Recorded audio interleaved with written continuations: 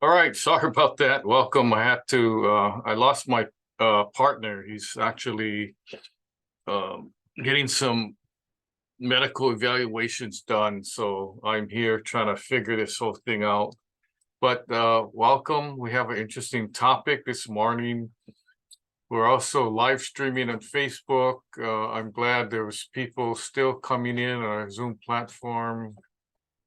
Thank you. And those of you who are actually uh, watching through Facebook. Thank you. And we have an interesting topic. Why hire a construction manager? So the idea is you think that construction managers hired to run these big multi-million-dollar projects, but they can also help manage smaller projects. So let me go through a couple of slides here. This is part of the National Building Expert Ask the Building Expert webinar series. And by the way, this is the last webinar of the year since I'm going to be going out of town. Check our website for our topics for next year, 2024, and you can register for those too. They should be up shortly. So this webinar is presented by Construction Management Inspection LLC, which is a Hawaii-based company. We also work on projects on the mainland too, mainly in Honolulu, but some neighbor islands. And let's talk about some of the projects. But the question is, why hire a construction manager? Why would you? Do you need to? Or can you do things without that person? And the question is, what does a construction manager do anyway? Well, you know that he or she actually goes to the job site and does inspections. And during the course of construction, those are called construction progress inspections. And that's mainly the focus during the time the project's under construction. But there's a lot behind the scenes and even before the actual construction starts that the project manager actually does. So let me briefly discuss those things with you. During the course of getting the project started, part of the duties of the construction manager would be to write specifications or actually review the plans drawn for a particular project and the project specifications, and then go out to bid, invite contractors, and make sure that all the contractors turn in similar bids. They're not apples and oranges and lemon kind of bid proposals. Once those bids come in, that construction manager would act as the third party negotiator and owner's representative. So basically, the term construction manager could be a similar title, such as a project manager or owner's representative or building consultant. Anybody that would come in to play and represent the owner. And the owner could be a single owner, it could be a real estate developer, it could be a condo association or a condo board, anybody that would own property. It could be a real estate investment trust group. It could be an investor firm that owns a building. So any of those types of entities, or a single homeowner who is maybe renovating their house or building a new house. It could be a church or a school or a hotel conglomerate.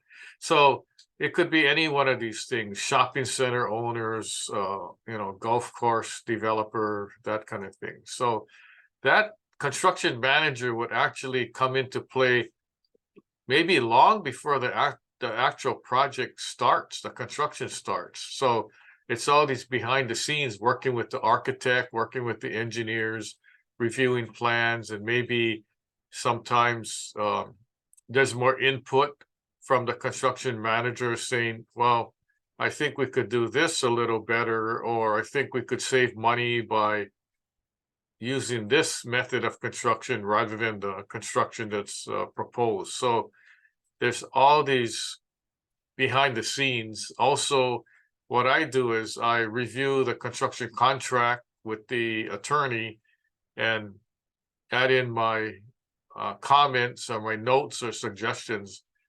Attorneys aren't construction people. They could be a construction attorney, but they're not in the trenches reviewing construction progress. So that's why the two help each other. And once the contract starts, then there's a meeting at the job site. It's called a pre-con meeting or pre-construction meeting.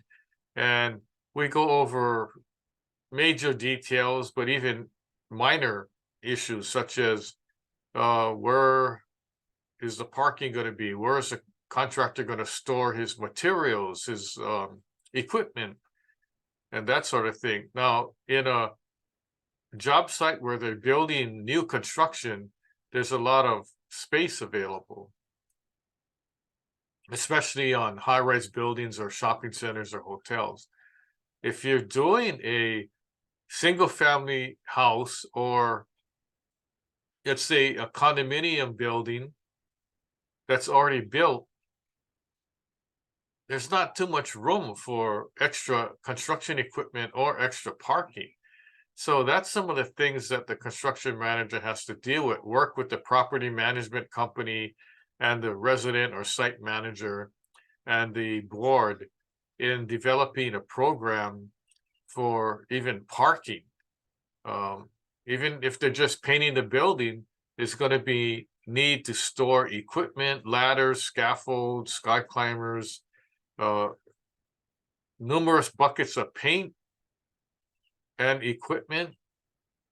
And there's a lot of storage that's needed. So if you're, say, working on a hotel or a condominium project in Waikiki and there's limited parking, it's not like you can find plenty of parking on the road.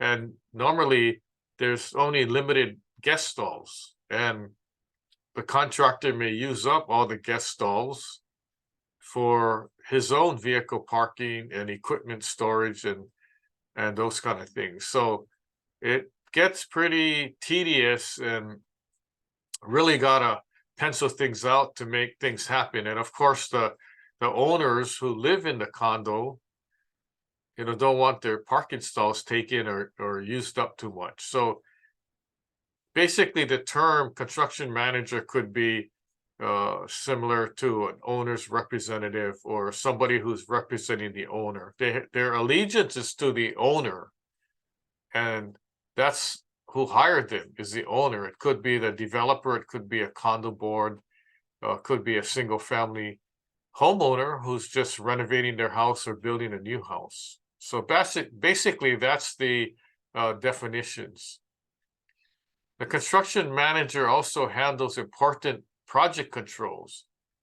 Maybe helps in estimating prior to the contract being signed, controlling costs, and then project scheduling. I didn't mention that, but during the course of preparation before the project starts, the construction manager has to review the project schedule. And on some projects like cast iron pipe replacement, repiping, where the contractor has to go in every single unit, whether it's a condo building, a hotel, or apartment building, and that's very intrusive to the people that live there, be it unit owners or tenants, right? So the schedule has to be pretty much correct and more exact than if they're just working on a new building and nobody's there. So working in occupied buildings takes a lot more savvy than constructing a brand new building where no one's living there. So the contractor has to be aware and respect the owners, because they're going into people's houses, where people live. And that's why it's very intrusive. And that's why the schedule is important, because when we tell the residents it's going to be we're going to be 2 weeks or 3 weeks in your unit, they don't want that schedule to turn into 4 weeks or 6 weeks. It becomes a pain. And especially on a plumbing project where there's a lot of water shut off. So even if your particular unit's completed, your water still may be shut off because they're still working on other units on the same stack, up and down where your floor is. Also, performance inspections, making sure the budget, and the saying is always, we want the project to be built per plans and specs, on time and within budget. And a lot of times the on time and within budget is not, it's hard to achieve that. But if you have a good team, and the team would consist of the owner's rep, construction manager, the contractor and subcontractors, architects and engineers, everyone is all on the same team, and they have one primary purpose, is to get the project built and completed on time and hopefully within the budget. Sometimes you can't help it where change orders come into play and the budget goes out of whack. But let's talk about site safety and value engineering. Value engineering is another term for keeping the costs down. What can we look at to shave costs? And to limit the costs also could be accelerating the construction schedule. So as you know, if the construction schedule says 12 months and the contractor takes 18 months, they're basically losing money on the job, right? Because they only planned on a 1-year schedule. So if they can accelerate construction and do things a little faster without detriment to the work quality and the workmanship, they could actually save some money. So part of the savings is on the scheduling, and it could also be on what building materials are being used, who's doing what. On bigger projects, there's a lot of subcontractors. So if you can look at each subcontractor's work and ask each subcontractor, how can you do this better and faster and cheaper, basically? And so if you have 10 subcontractors on a big project, and each contractor could shave maybe 5%, now you have a lot of money added up for savings. And that's what we like to see. But usually that's done ahead of the start of construction, although throughout construction, we're always looking at, how else we can save money. The other important thing is for construction manager is the safety.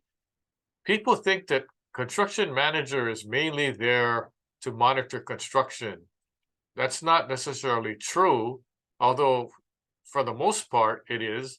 The construction manager is also responsible for site safety. So if that construction manager sees something that's unsafe, it could be maybe a platform that was constructed, or it could be workers acting in an unsafe manner. That construction manager has an obligation to inform the contractor right away. Now, I'm not saying that the construction manager is the OSHA safety inspector that works for the government. No, this is a private thing, and everybody should be concerned. When I'm at the job site or before the construction starts and I have a meeting with everybody, I tell them that primary is safety first. If somebody sees something, they got to report it, right? And that's the main thing. Construction is actually secondary to the safety factor. We don't want anybody getting injured or worse at any of our job sites. So that's very important. And I've kicked workers off the job site because of unsafe conditions. And yes, they weren't too happy, but it's, for their own good and for the benefit of every worker at the job site. And it could be something small, maybe nobody got injured, but it's just a safety violation. For instance, they're working on the 28th floor on a swing stage. It's a suspended scaffolding. You've seen those around town, and their tool falls, and it falls 26 floors down onto the ground. Nobody got hurt, but that's actually a safety violation. Although nobody got hurt, right? It's a good thing. So these are the kind of things that we also need to be aware of as a construction manager.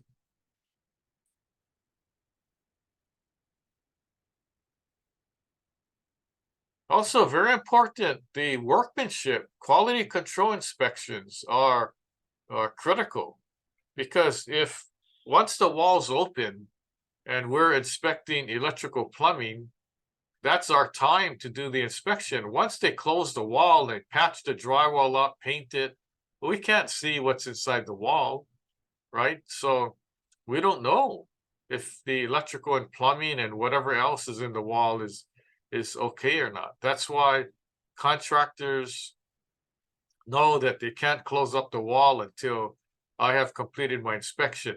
Sometimes they close the wall and they tell me, "Oh, you're too late. We're in a rush. We have to finish this floor, so we close the wall." And I told them, "Oh, that's nice. So you know what you're gonna do? You're gonna go there and open it up so I can do my inspection." And are they happy about that? No. But I tell them, if I don't inspect it, I can't approve it. And if I cannot approve it, guess what? You guys aren't getting paid. So the other responsibility for the construction manager would be approving the contractor's pay request. So when the contractor, normally they submit their invoice at the end of the month. And for example, I was a inspector on a high-rise building. They were doing cast iron pipe repairs, windows, and little upgrades of the interior units. It was a $32 million project. Every month, the contractor's invoice, called a pay application, was in the amount of over $1 million. And so I have to take the paperwork, which is 20 to 30 sheets, line item by line item, verifying the percentage of construction. And at the end, it totals 1.2 million that I have to approve. Now, if I don't approve it, I have to make a change on the paperwork saying, I'm not approving 1.2 million, I'm approving 1.1 million, because I think this sub-trade overbilled by X percentage. That's how critical it gets. So we don't automatically look at the paper and go, it looks like they did 20% of the work, I'll approve it. We not only go through the percentage of completion, we go through the line items and inspect. And when we do our inspection, we're taking photos, and we have our photo reports written with our observation report, and that's all filed away. So in case we need it, we can easily bring it out. So the whole process of the contractor pay applications is, say, every month for each a month that the project's going on. So if the project is an 18-month construction project, there's at least 18 contractor invoices that are submitted. And we got to go through each one and verify. And for renovation work, such as roofing, repiping, or concrete spalling, the contractor knows that they have to submit to me, along with their pay application, photos of the areas that they completed.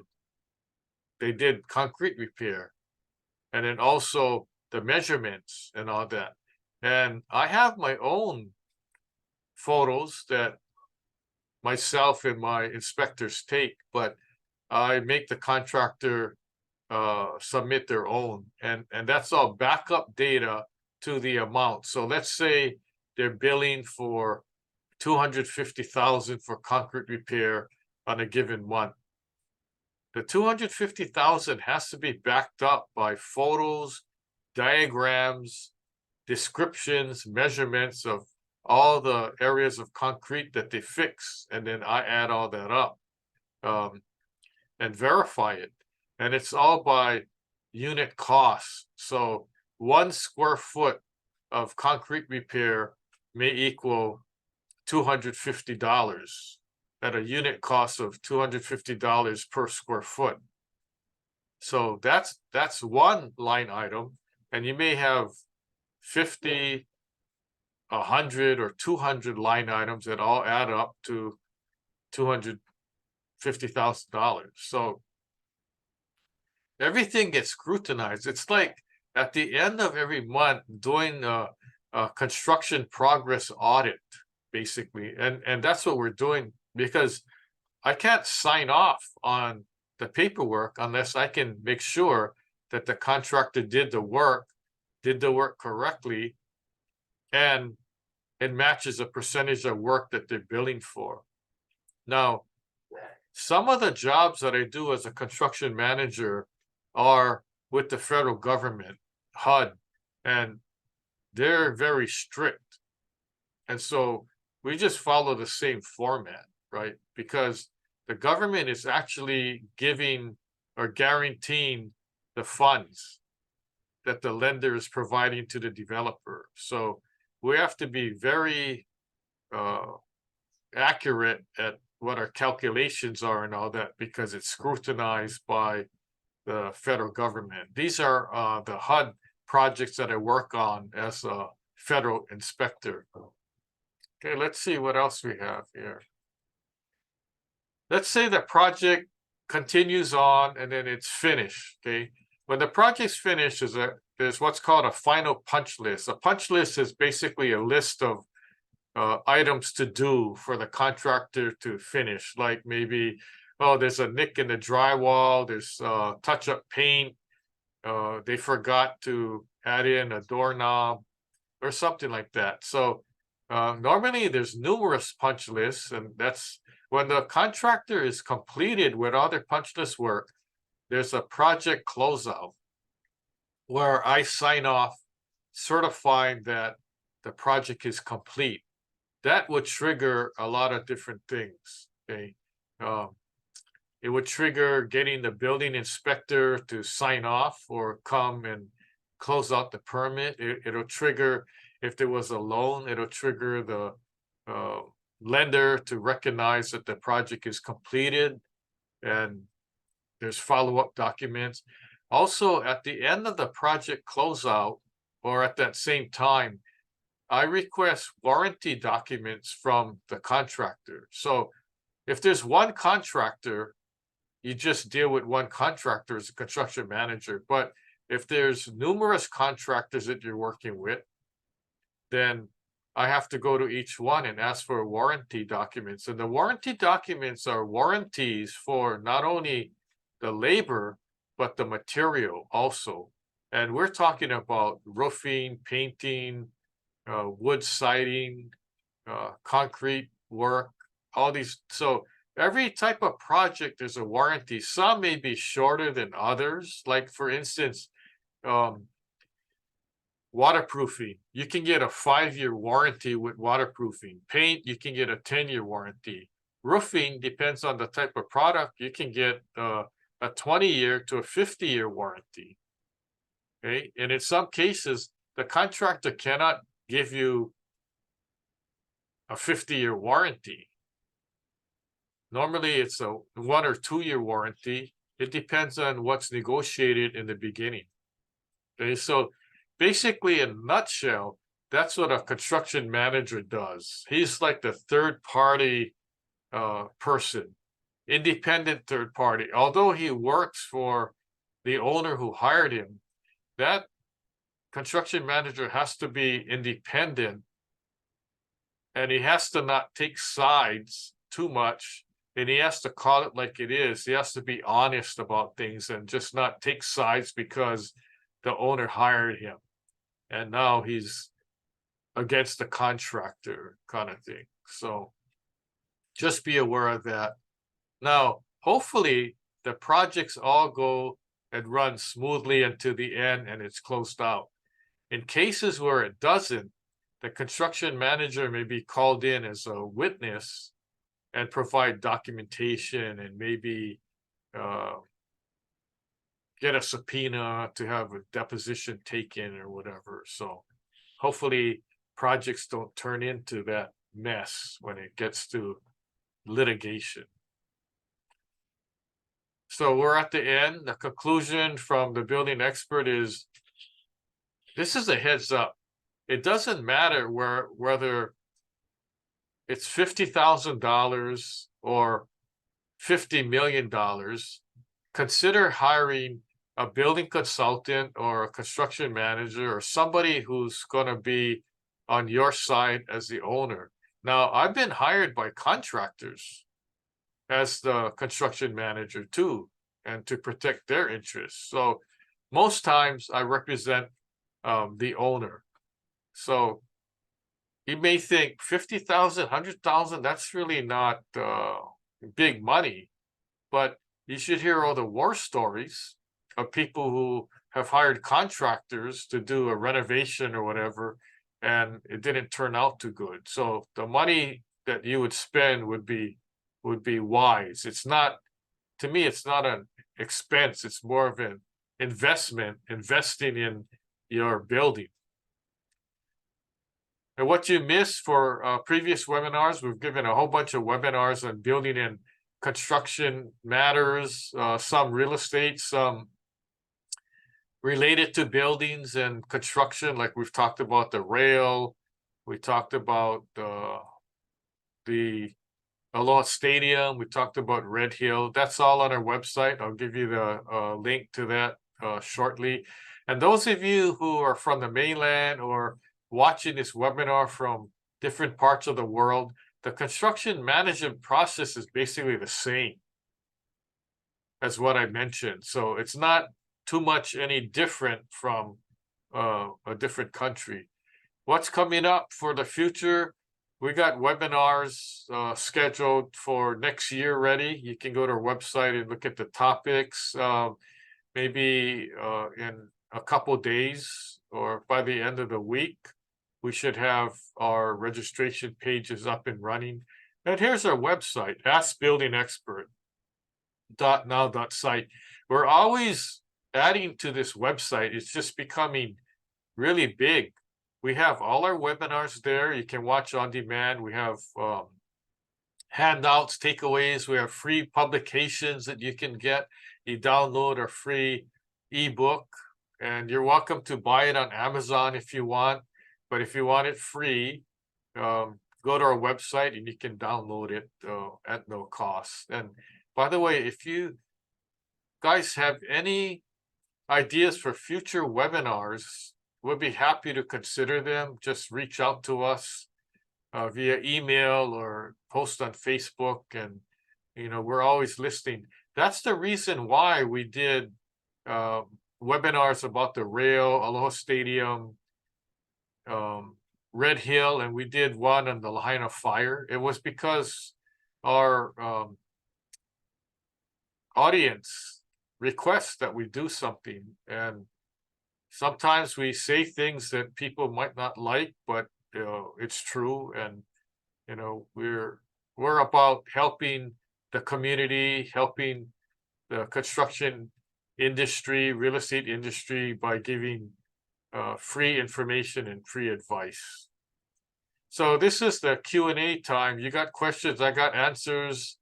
You can reach out to me if you have any questions. And then let me see if we got my partner is not here.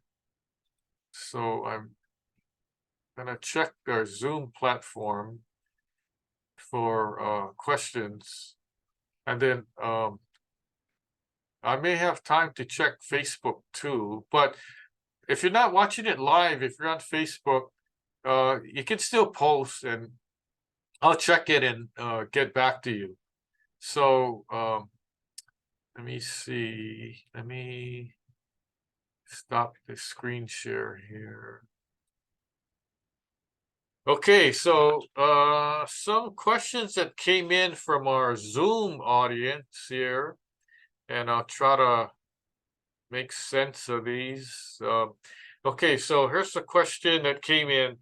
What specific tasks does a construction manager typically handle during a project? So, like I mentioned before, the construction manager gets involved initially as an advisor, advising the owner what to do. Sometimes the owner says, I don't know, I have this like vacant lot here, I don't know what to do with it.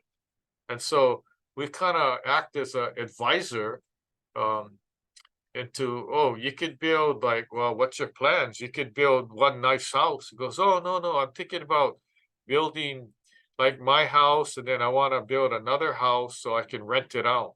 Oh, okay. So let's talk about that then. Let's see if your lot is big enough to handle that. And then after uh, he asked for some costs, and I give him a number. It's going to be, 800,000. He goes, oh, wait a minute, I don't have that kind of money. Okay, so we have to make a less expensive design then. Instead of this elaborate roof design, we have to make more of a flatter design that's not so complicated to make it cheaper for the construction. And so that goes through the process, and normally I turn it over to the architect or drafts person. I said, here, come up with something. You may have to go back and forth several times, and then once the owner agrees, then it's a go that we can finalize things. Now, on a condominium building, and my company works mainly on condominium buildings, but we can work on all different types. It's just that we develop over the years our niche into working with condo projects. So what we do is we find out what the problems are. Maybe they have a roof leak and you need a new roof, or they have concrete spalling and they need spalling repair, painting, and waterproofing. So we help with those. We write a RFP, request for proposals. We go out to bid. Normally, we work with a painting company like Sherwin-Williams and have them write the painting specs. It's a lot easier that they do it. I could do it, but it's easier if they do it.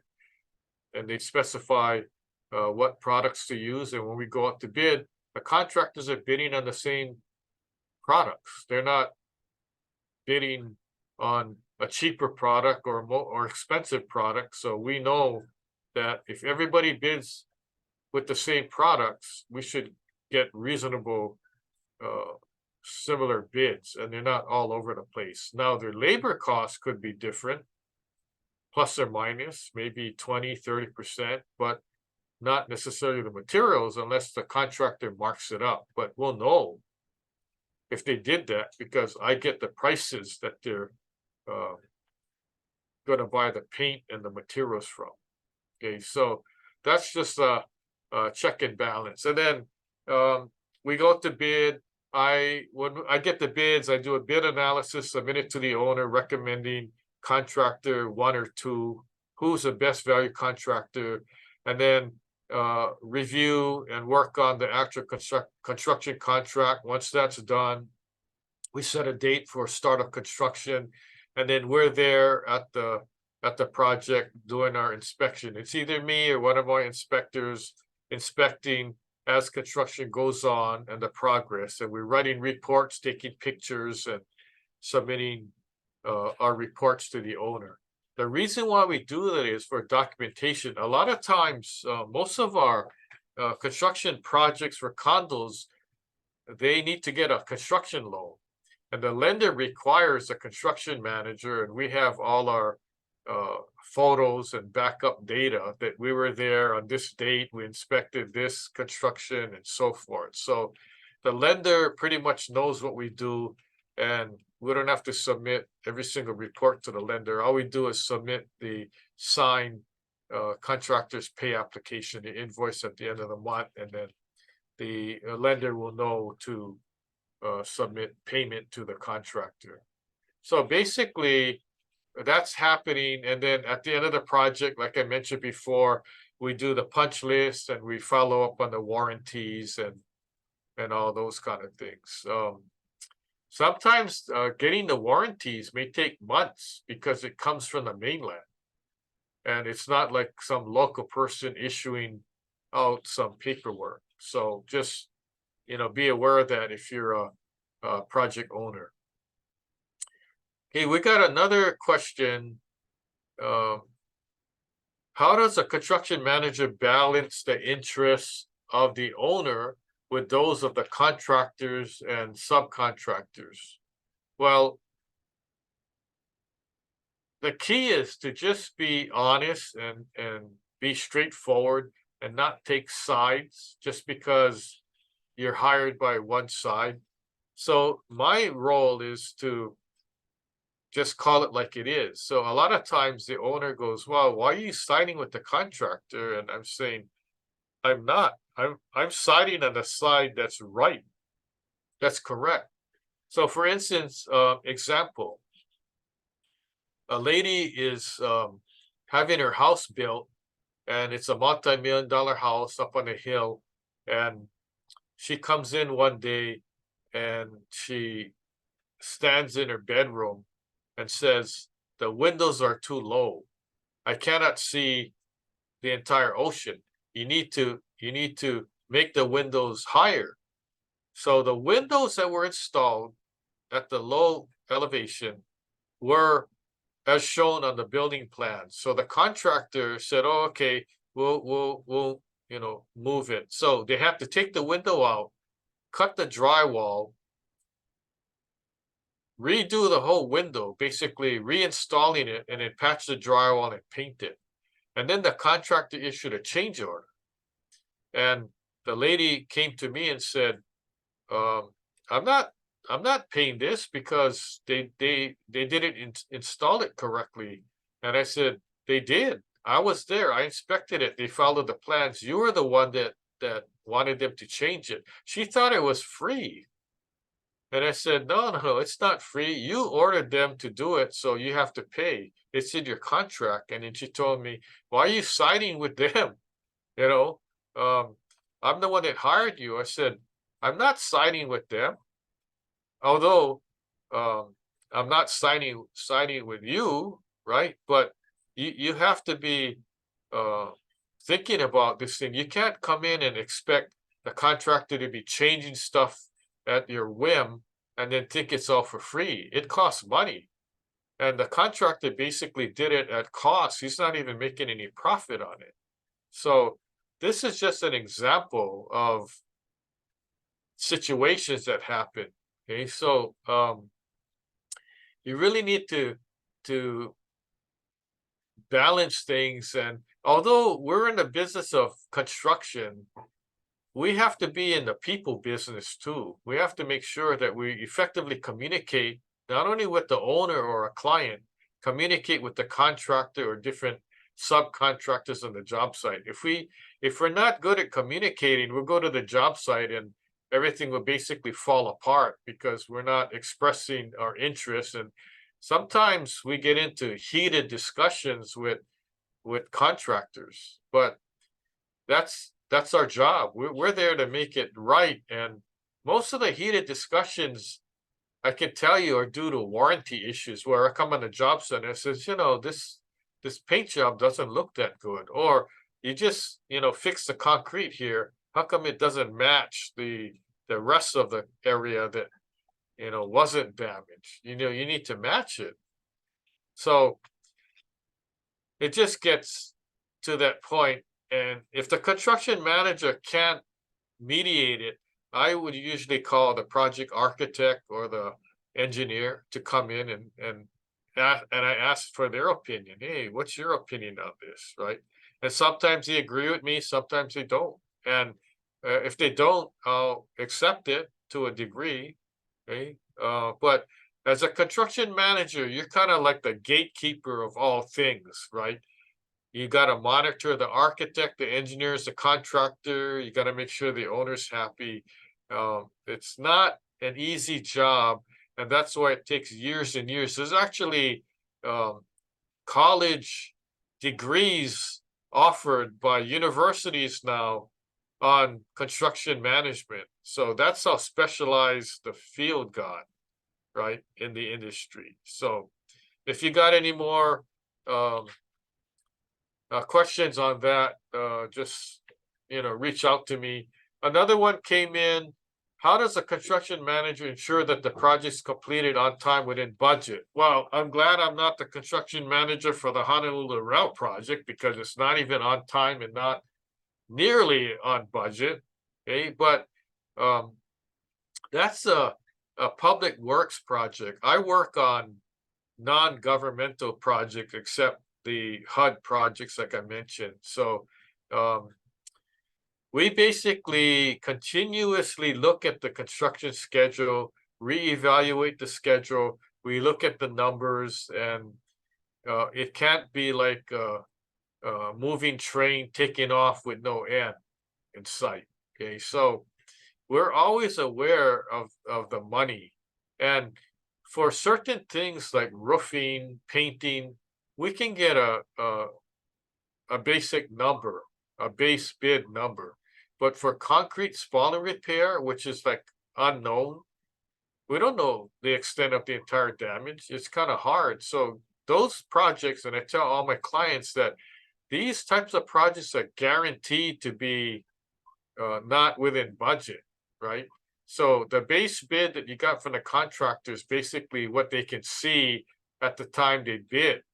Now, if you're a condo association, let's say you're a board member, property manager, and you got a bid a year ago for spalling repair, and now you're ready to go this year, don't think the number's going to be the same.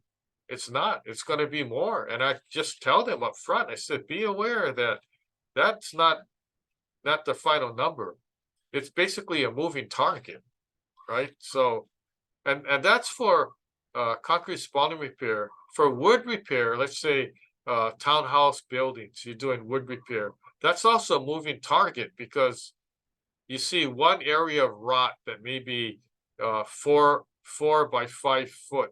When the contractor starts removing the rot, it could turn into double the size, right? Because it's hidden by paint. You can't see all the rot there. The only way to tell is to start removing sections of rot to see how bad things are. And then worse, when you remove the siding and the interior structural members are either rotted or termite damaged, now that's added costs, right, to the contractor's estimate. So you just got to be aware. And a lot of times the on-time thing is thrown out the window the minute they find something extra to fix, right? And the budget's thrown out the window too. So I let all my clients know that be prepared. This is not really the final number. The final number is, I don't know what the final number is, but we're sure to add in a contingency to cover. It's sort of like an allowance for things that may come up that's unforeseen. We don't know what's going on, and we'll find out during the course of the project, but we want to make sure we have the money budgeted for that so we don't have to stop work and then don't continue until somehow we find the money. So thank you for those questions. Oh, another one came up. What are some of the common challenges that construction managers face, and how do they overcome those challenges? Well, I can tell you that one of the problems is lack of understanding as far as what the construction manager's role is, right? We don't have a crystal ball. We don't have X-ray vision. We can't see inside the wall and how bad things are, whether there's a leaky pipe inside the wall or whether there's mold growing in the wall. So where we're replacing plumbing, let's say, we open up the wall and there's mold, guess what? It's not free to remediate the mold, right? That's an extra cost. Plus that, if your building was built prior to 1977, 78, you're gonna cut more of the wall to remove the mold. You can't just have a regular contractor do it. That becomes a hazmat issue if that wall is asbestos containing. So it becomes more problematic, right, on older buildings. So that's why the costs just keep adding up. And we try to limit the costs as much as we can. And we know that the owner doesn't have a unlimited open checkbook. So we act like it's our own project, and we try to follow accordingly. Hold on a second. I'm gonna check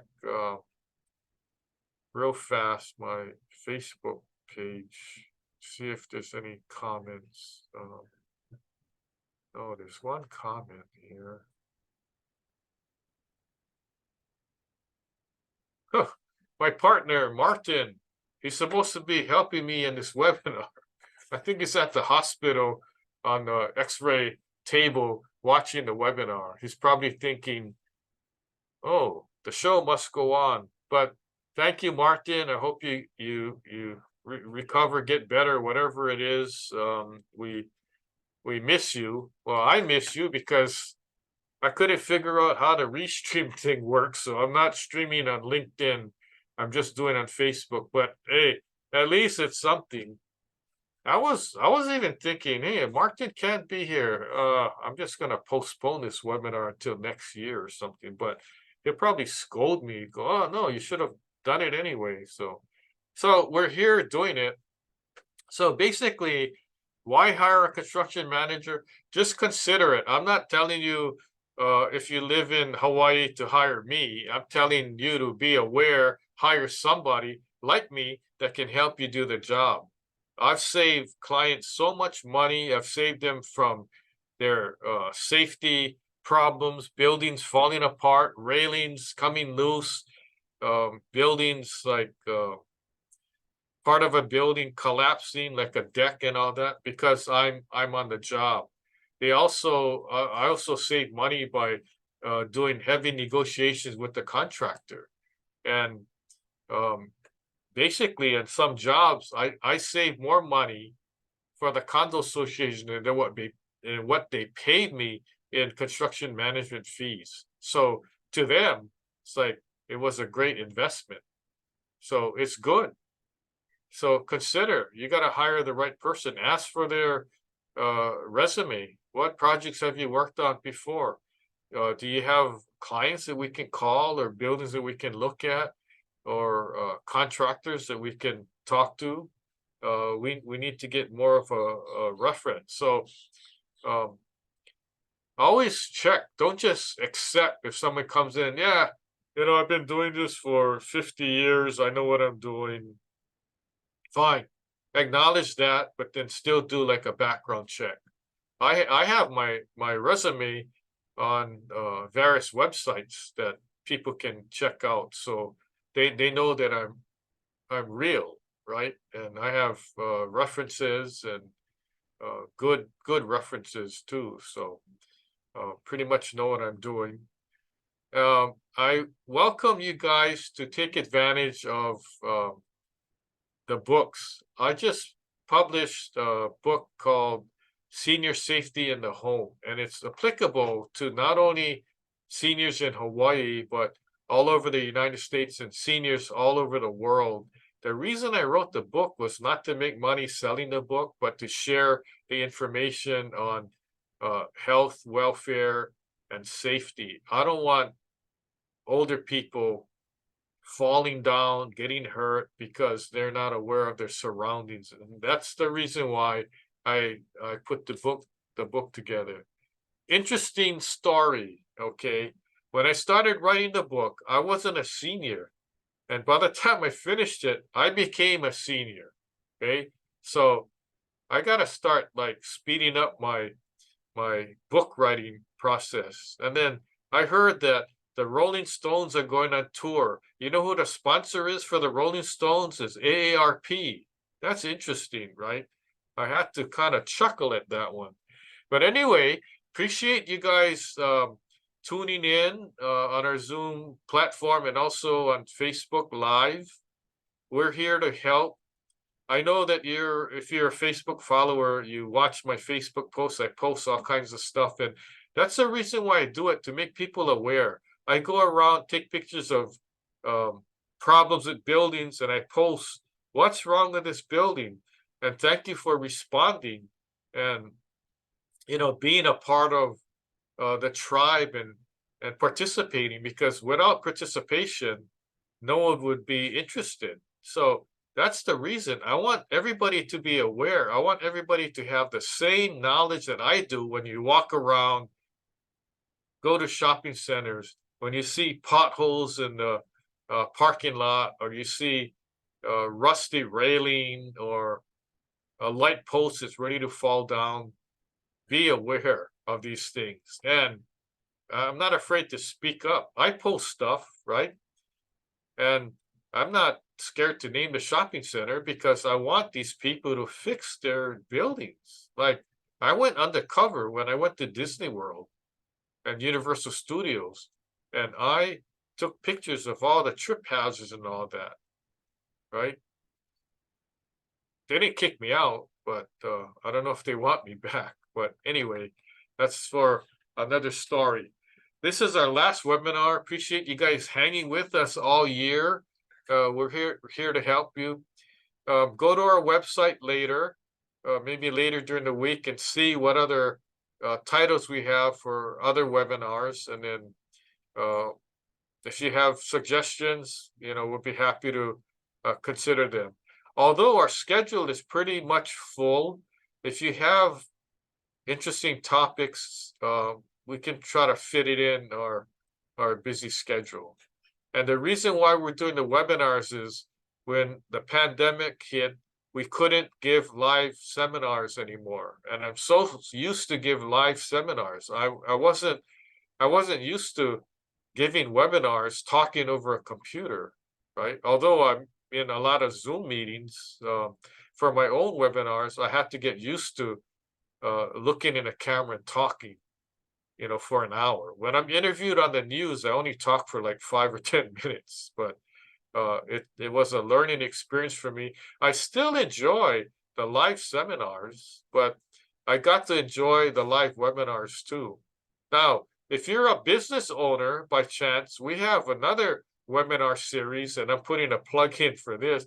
It's Ask Marketing Experts.now.site, and we talk about marketing your small business, social media marketing, how to use AI, artificial intelligence, and all that. So that's like totally unrelated to building and construction, but it's another series of webinars that we give to help small business owners. So as you know, we're all about helping people. And I got a message that we're going to wind down the webinar. So appreciate you guys' attendance. Stay tuned, hang with us. We give what we feel is a lot of valuable information to help you with our building and construction, regardless whether you're in real estate, construction, you're a condo board member, or a single family homeowner. We're just here to help. So if I don't see you again until next year, have a happy holidays, happy new year, and we'll reach out to you at the next webinar. Aloha.